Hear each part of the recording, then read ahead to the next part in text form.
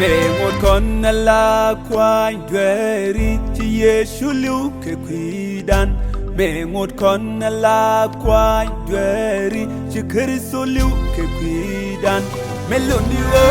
enta me ti kon la ngot la kwai dweri me ngot kon la kwai dweri ti Yesu lu ke kwidan me ngot kon la kwai dweri ti Kristo lu ke kwidan me lundi o enta me ti kon la ngot la kwai dweri ken la ngot la kwai dweri ti Yesu lu ke kwidan se dweri ke jalu ke jalla yagal wal ma ke kulda ken la ngot la kwai dweri